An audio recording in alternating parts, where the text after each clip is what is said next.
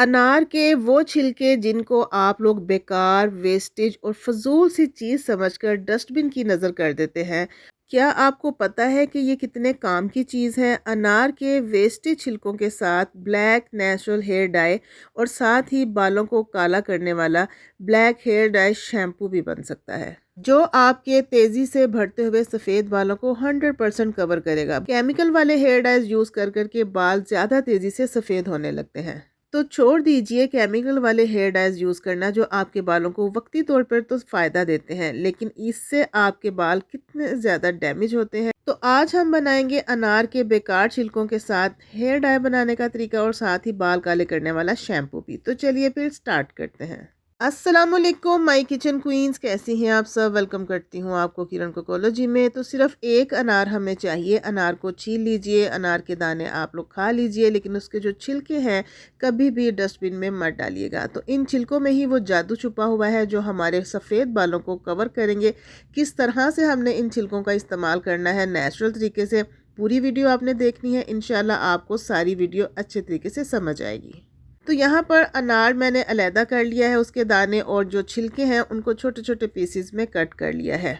और सबसे ज़रूरी बात यह है कि ये हेयर डाई बनाने के लिए हमें जो है लोहे का बर्तन एक रिक्वायर्ड है। लोहे की कढ़ाई, लोहे का पैन, कुछ भी हो लेकिन आयरन का होना चाहिए।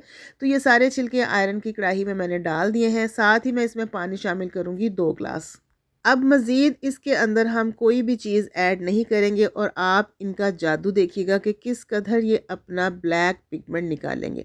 इसको मैंने ले आई हूँ फ्लेम के ऊपर और लो टू मीडियम फ्लेम के ऊपर हमने इन छिलकों को पकाना शुरू करना है। 2 ग्लास पानी डाला है तो इसको इतना पकाना है लो फ्लेम पर कि पानी ड्राई होने के बाद 1 ग्लास बाकी रह जाए। अनार के छिलके भी पकने के बाद सॉफ्ट हो जाएंगे और जितना भी इसके अंदर नेचुरल कलर है वो पानी के अंदर आ जाएगा। जैसे जैसे ये छिलके पक रहे हैं, बॉयल हो रहे हैं, तो पानी का कलर डार्क से डार्कर होता जा रहा है। जब पानी की क्वांटिटी हाफ रह जाए तो चूल्हे से उतार लेंगे और इसको ठंडा होने देंगे। चूल्हे से उतारने के बाद मैंने इसको आधे घंटे के लिए छोड़ दिया था। अब ये कम्प्लीटली ठंडा हो चुका है। अब हमने इसको जो है स्ट्रेन करना है। पानी का कलर आप चेक कीजिए किस कदर ब्लैक हुआ है। कोई भी एक्स्ट्रा चीज़ मैंने इसके अंदर नहीं डाली है। जो वीडियो है आपके सामने है, कोई इसमें 2 नंबरी नहीं है।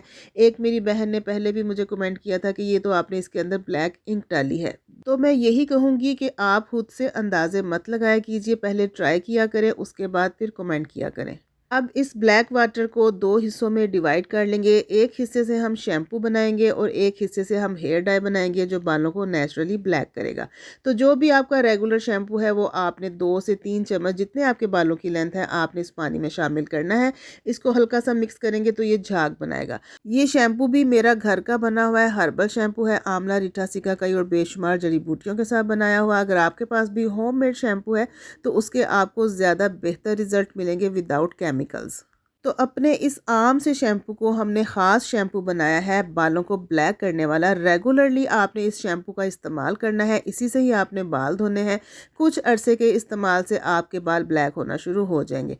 बाकी जो दूसरा हिस्सा है ब्लैक वाटर का, उसके अंदर हमने 2 चम्मच सुरह मेहंदी के डालने हैं, 1 चम्मच आंवला का पाउडर डालना है और 1 चम्मच ही इसमें जाएगा भृंगराज पाउडर। सारी चीज़ें नेचुरल हैं, केमिकल से पाक हैं, केमिकल इसमें शामिल नहीं है, मैन मेड नहीं है। ये सारी की सारी चीज़ें गॉड गिफ्टेड, गॉड मेड हैं। मेरी सब किचन क्वींस को पता है कि आंवला और भृंगराज बालों को स्याह करने के लिए इस्तेमाल किया जाता है। तो सुरह मेहंदी के कलर को ब्लैक करने के लिए, इसका रेडिशपन ख़त्म करने के लिए आंवला और भृंगराज इसमें ऐड किया गया है। और साथ ही अनार की गुडनेस भी इसके अंदर शामिल है जो हमारे बालों को सिल्की, शाइनी और चमकदार भी बनाएंगी और एक नेचुरल पिगमेंट देंगी हमारे सफ़ेद बालों को। अब मेहंदी को घोलने के बाद आपने इसको स्टे देना है 1 घंटे का, ताकि आंवला और भृंगराज की जो गुडनेस है वो भी मेहंदी के अंदर शामिल हो जाए, वो अपना सारा ब्लैक कलर इसमें रिलीज़ करें।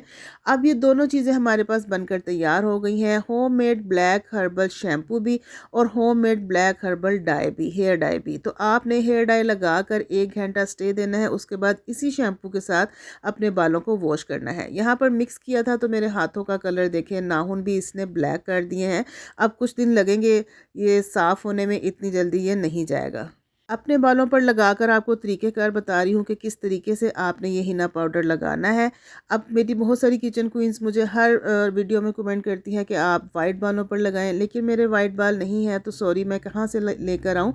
आपने अपने वाइट बालों पर लगाकर इसको ट्राई करना है। मैं सिर्फ आपको एक तरीक़ाकार बता रही हूँ। कुछ मेरी किचन क्वींस ये भी कहती है कि खुद तो ये लोग इस्तेमाल नहीं करते तो हमें इस्तेमाल करने के लिए ऐसी फ़जूल चीज़ें दे देते हैं। तो ये दिखाने का मकसद ये था कि हम खुद भी ये चीज़ें इस्तेमाल करते हैं।